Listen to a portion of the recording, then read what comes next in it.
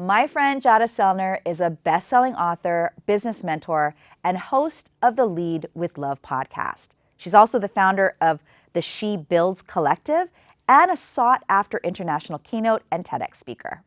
Jadah helps founders grow their business to the next level without sacrificing what matters most.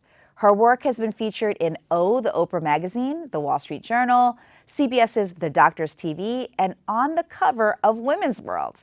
Jadah loves taking bubble baths, playing board games, and dancing to Beyonce. And she lives right next to me in the San Francisco Bay Area with her husband and daughter. Jadah is the anti-hustle coach and mentor. And in this episode, we talk about why and how hustle culture doesn't work for us femfluencers and how that actually gets in the way of our affluence and influence and most of all, our joy. She also talks about something called the enough number, that number that we pursue in honor of what we actually want. It's a powerful lesson and a formula that we can all use to not get overwhelmed with our goals. And she also talks about how the power of writing things down and then being able to hold the space for it to happen is how she's created an incredible manifested life in action. So watch one of my best friends, Jadah Sellner. You won't be disappointed. Hey, Jadah. Hey. So happy you're here. I'm happy. Anytime we can sit across each other for all the things, I'm excited. But today we're talking about femfluence. Yes, I love it. Yeah. And so femfluence, my short definition is it's what's your superpower. So what's Jadah's femfluence? Yeah. So when I think about femfluence and honoring our affluence and influence, for me, my superpower is really helping people step into their next level vision where they're able to execute that vision without burning out in the process. Love and that. Being able to be just in that flow state and really what are we doing? What's the bigger picture and the why of what we're building and what we're creating? If I can offer a second superpower, would that be okay? Yes, I received Well, that. you have many, but one of my favorites is that how you can hold space for everyone's dreams, vision. So that vision piece, you're not just helping to navigate, guide, and support, but you can hold big, fat visions. Yes. When we're shaking in our boots. And so Yes. I'm really excited. You're one of the people that will text me if I have a big idea. Like, for example, a big birthday party that we just hosted. Yes. And I was like, you're the first person that'll text me and say, I'm excited about this. I'm holding the vision. I have all this space for it. So I love that about you. So And I get chicken skin. I'm like chicken skin right now. Because I remember we were sitting in your car on our way to see Michelle Obama, and you shared the femfluence vision of the in-person gathering as well as celebrating your birthday. Mhm. And it's true, when I can feel the resonance in your own body, Mhm. it resonates inside my body too. And the speed of execution and excellence that you brought to the whole birthday celebration for yourself and for femfluence is phenomenal. Well, again, it's so cool because when you have somebody like you that can bounce that resonance off, it actually makes execution go faster. Because isn't it true, especially women, we want people to support us. We wish for everyone to be behind us, and we tend to go solo many times or stay in our head. And even just having one other person to share. Yeah. And I think it's so important to have those types of people And in the your life. big dreams, right? Mhm. Because your vision wasn't tiny. Yeah. And someone who can hold it and also believe Mhm. in it. And those times when you're in self-doubt or Mhm. second guessing, just having someone plus one your bigger vision gets you on board and you accelerate and move faster. That's what makes you a phenomenal coach. I mean, really, that's why you're such a great coach. Mainly for women, obviously, but just overall, because that's what coaching is kind of a weird term nowadays. And coaching truly is about holding that space. Yeah. So you are the best at it. And I'm biased, yes, but I'm also experienced in Yes. it. Okay. So when did you discover that was your femfluence? Consciously. Yeah, consciously. You know, it's interesting because I have been someone who has always written down my goals or my desires, even when I was in high school. I'd be like, call my grandma, do whatever it is. And there's just such a power in writing things down and then them happening. And so I hold and facilitate that space for others, but I also do it for myself. And I would say the first time that I felt like a conscious creator of my own visions and desires was when I wrote down my enough number. I think it was 2012. We were broke, $42,000 in credit card debt. We had just closed down our first brick and mortar business. I was living with my in-laws. And fun. Yeah. Worst case scenario. And I remember I kind of encouraged George to do a vision. Like, let's write our visions. Let's write down what do we really want, even though we were driving a car that was broken down, a hoopty, all those pieces. But I remember writing down, I created a vision board, a collage, and on a card, I wrote down $15,000 a month. And I wrote it for myself, and I even wrote it for my business partner because I had a co-founder. We had a parenting blog that then turned into Simple Green Smoothies. And within 18 months, that revenue, we hit that take home and income for each of us. And that's when I knew my manifesting abilities aren't just about the little things and the daily things in life, but also being able to manifest that in my own livelihood. And I do it again and again and again. And there's just such power in writing down what we want. There's actually a term which is called encoding. And so it allows our brain, when we write things down, that it just kind of registers, and our subconscious can also do a lot of work behind the scenes. Obviously, we've got to show up in action too. Yeah. Oh my gosh, I love that. So also, I think that, you wrote a book, She Builds. We've talked about it before, and there's so many each chapter could be an episode. 2 pages of a chapter could be an episode. But you're such a stan for women creating space for joy, for creating space for creativity, for creating space for themselves. Yeah. And the book is a lot about that. It's not necessarily trading off whatever that success looks like for them, but it's included. Success includes those things, and that there is space.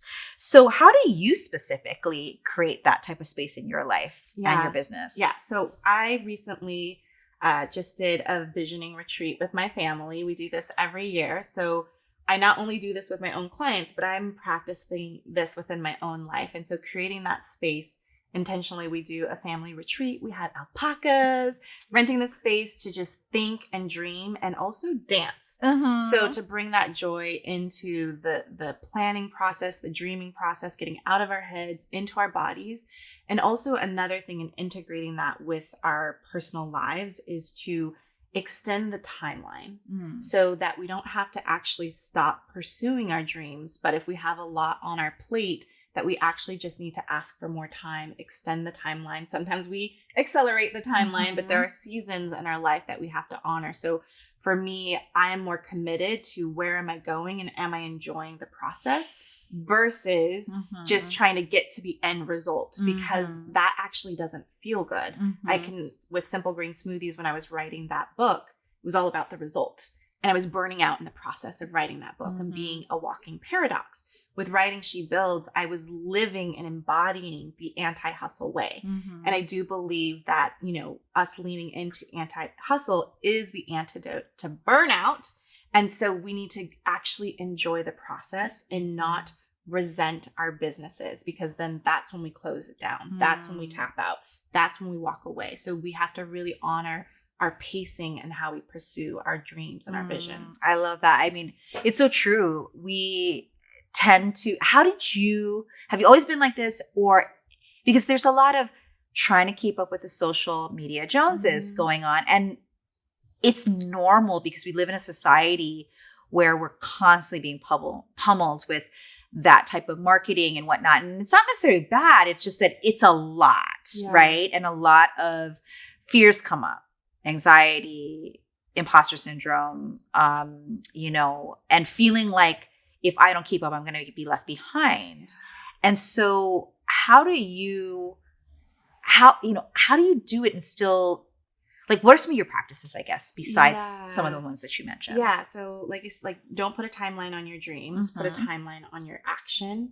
And I think for me, it's the self-awareness and really being if I have the vision, then I am on my path. And then I can put my blinders on and not be caught up in the swirl of what's going on in other people's. And also that an envy list or a jealousy list is also a roadmap, a possibility of something that you might want, but it's being able to tune in. We have a friend who did an event with over 1,000 people, and I was like watching it and I just connected. Would I like really envisioning myself? Would I actually want that? And I'm like, I'm more of a cozy community builder. And I'm like, I like 50 people, 10 people in the room. Like that's my sweet spot. So sometimes we can take a step back and envision ourselves in that. Is that actually what I want? Or go ahead and pursue it and then see if you actually did that drain my energy or did it give me more energy at the end? So for me, it's the energy audit of trying things on or actually going out in the world and doing it. I love that energy audit. That is a key one because you don't really know until you try it. And then sometimes if something stresses us out, we automatically assume it's not for me. And I always say, ask yourself, what's not for you in it? Yes. Because when, like, for example, if we love face-to-face, we call IRL connection. And you said like, you're the 10 to 50 gal. And I actually, my sweet spot is between around 75 to 250. Like I like that kind of size, but I don't like the 1,000-person events either. But I've done and produced all these sizes, and I wouldn't know that that's my sweet spot without trying it first and going, okay, I like the IRL part of this. Yes. You're right. And being like, I like the in-person thing. It's not, I hate events now just because 1,000-person event wore me out. It's just not my energy vibe or it's not my thing. So there's discernment and nuance in all of our decisions. Yes. And I think that's like even my right hand who's been with me for over 8 years, Michelle, when I finish a live experience or any type of offering, she knows to ask me, did that give you energy or did it drain your energy? So we can start to also build that into our team. Love that. Or as you call it, the unicorn team, to really check in is that draining or energizing us? And I think that practice, again, it's self-awareness, it's reflection. Did that work for me? Did it not work for me? And it's being willing to be vulnerable, for example, with your right hand person, with Michelle. Like sometimes the people who work with you or for you don't know that you need that dialogue and giving and modeling that and saying, I want you to know this, but I also want to know it from you so that we can figure out a path together because we value this relationship and we're building for the long term, not just for the next project, but for ever, if possible. Yeah, right. You know? Well, I don't want to get divorced from my work wife, you know? Yes. Amazing. So what's your advice for someone listening, a woman who's listening, who deeply desires to be rich, recognized, and respected in whatever that looks like for them? Yeah. What's some advice that you would give them on that journey? Yeah. So I think two things come up. I mentioned for me, finding my enough number. Tell me more about that. Yeah. And I think this is the pathway, especially for super ambitious women who have really big visions and dreams. A very powerful practice is actually to pull out your calculator and run the numbers. Run the numbers for your life. What does it cost to sustain your lifestyle in a very abundant, rich way and rich for you, not rich on anyone else's terms? And then also run the numbers. What is the cost of running your business? And then don't forget taxes and all the things that have to go in there, you know, your retirement investments, all of those pieces, but really calculate what does it cost to sustain your life, sustain your business.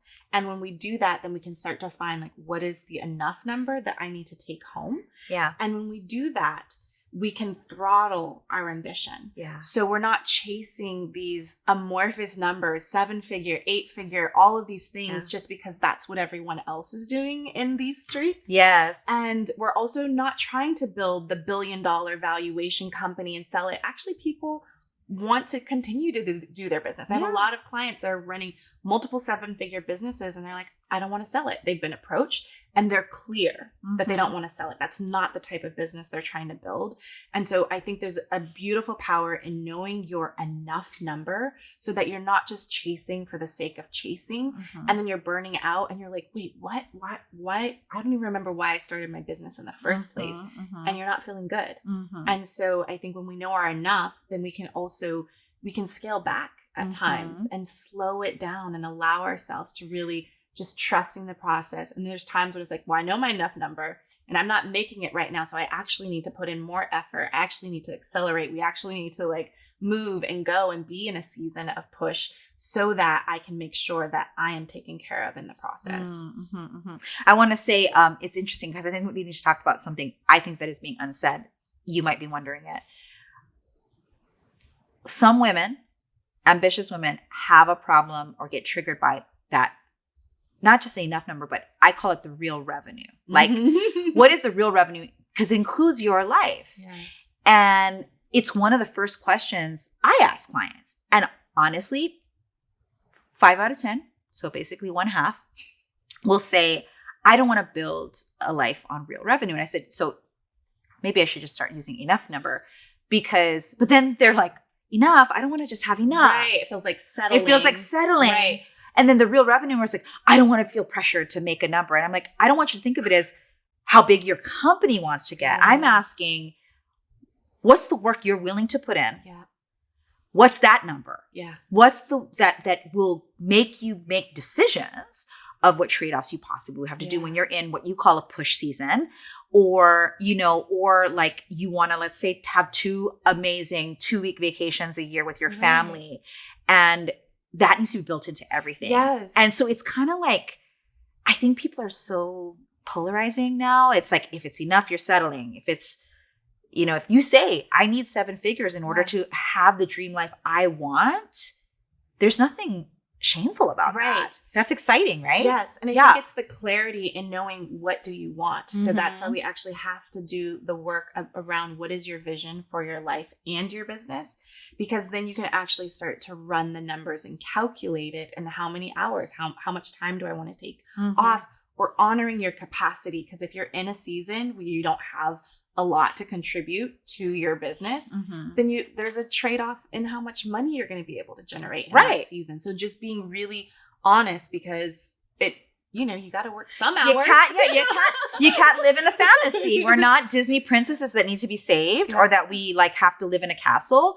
We are ambitious women who are watching this and saying, I want to build a life that feels good, because I love what you said. You're focused on the journey, not the end result, because the end result is death. Yes. That's the truth. And something that you say is working on the right hard things. Yes. And when you work on the right hard things, you actually have more stamina, more fuel to work more hours on something and enjoying the process, right? Yes. So it's like when I was writing the book, there were some days where I put in 12 hours, but I loved it. Because you were in flow. Yes, I was in flow. I was doing it in a way that nourished me, that it felt exciting, collaborative, expansive. And so I put in the work. And then there were also many times where I was able to take time off. But when I say anti-hustle, it doesn't mean that we're not working, that we're not efforting and doing anything and just floating off into the sunset, drinking margaritas. Although we like doing that, we also have to put in the effort. Yes, I love that. So tell me something you had to unlearn to get to this place you are now. Something that I had to unlearn. I think for me is feeling like I have to figure everything out on my own. And I have that resiliency from my own childhood trauma response to be able to I'm resourceful. I know how to make things happen. And I can say that everything is so much more joyful when we lean on support, when we lean on, and something for me that I've unlearned is even in creative individual type processes is that we need people to play with. Yeah. And there's something that we build on those ideas and strategies when we are collaborating with other people. And so I've really honored that I am truly a collaborator. I am a creative, and I need other people, and not to figure everything out on my own. I need to lean into strategic support, emotional support, social support, and I actually feel more alive and more in my body and more in my joy when I am playing with others as I'm building something meaningful, profitable, and sustainable in the world. And you're fun to play with. So it's really nice to have somebody who's fun to play with. So find people who are fun and also like the same things. Just to let you know, this series that we're doing right now for Femfluence, we've had a lot of amazing women on sitting in this chair. And a through line, and you and I have talked about this a lot, is we actually love talking about business because we enjoy our businesses. Even there's days we don't enjoy our business because there's going to be those days. But for the most part, it's really fun to talk about business and how we're going to grow and expand and help more people and try on different things that we're scared as fuck to do. Because that's the other misnomer I think out there is like, if you're willing to build something great, there's a lot of fear in there too. Like you can be fearful and in action at the same time, but it especially helps when you have play partners, like you said, you know? Like our parallel playmates. Yes, I love that. So let's talk about what's coming up next for you. Like what's something you're excited about that's coming up next for you? Yeah. So, I mean, She Builds, the book, took a lot of energy and capacity, and I am just building on this movement of launching She Builds Collective, which is a high-level mastermind for women to actually have their own holistic support squad. All the things that I've been able to build, you've been able to build into our lives, of having the emotional support, having the strategic support, and then also having the parallel playmates. I'm a community builder at heart. I'm also cozy. I'm introvert friendly because I'm a social introvert myself. You are too. Yes. So I'm really excited to create a space for people to implement the exercises within the book, like the energy audit, like being able to define your enough number, and being able to be in a community, or as we say in Hawaii, a hui, right? To be able to grow and really step into that next level vision together without burnout on the table. I love that so much. Your book is so good. And also I love that the tools inside of it are like that you're going to bring women together and you're going to play together with it. That is so fun. Okay, great. So all that information on She Builds Collective, follow Jadah. It'll all be under the video. So when she gets on, when she announces it, we can all be ready. Okay. We're going to go into this thing I'm calling the Femfluence Fire Round. Okay. Let's go. Favorite book? Ooh. The one that just came up to me right now is Essentialism by Greg McKeown. That's one of my top 5 for sure. Yeah.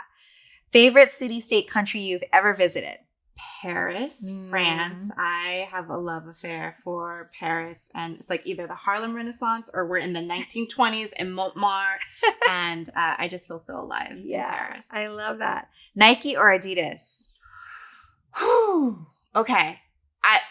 It's interesting because I probably own more Nikes than I do Adidas, but I'm going to say Adidas because it takes me back to middle school and the shell top and the pants and all the things. So I'm going to say Adidas. Okay. Someone you'd like to meet and or be mentored by, living or not? Well, I have mentioned you before, and now I already have your unicorn team in my corner. Yes. So to think about somebody else, I would have to say, I'm thinking of like an author, and it's, I would probably say Elizabeth Gilbert because I just love big magic and magic lessons and on more of that creative writing process. And how she just really, I feel like she writes what she feels and she's truly downloading. So I'm with you. I think I love it. Okay.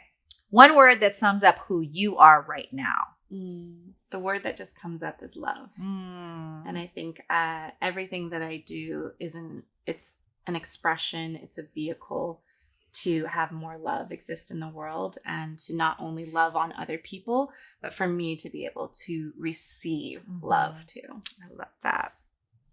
So how can people get in touch with you? What is your favorite way to communicate with people. And obviously all the rest of it will be below this video, as I mentioned. Yeah. But how do you like to hang out with people? Yeah. So if my dance floor hanging out online, I'd probably say I'm hanging out at Jadah Sellner on Instagram. And I also like to send out lovely things, lovely notes at jadahtsellner.com. Amazing. Pick up this book. I gifted this book to my entire community over the holidays because that's how good this book is. So if you haven't picked up She Builds, and get into a relationship with Jadah because she's honestly a really fun parallel playmate. So thanks, Jadah, so much. I love you.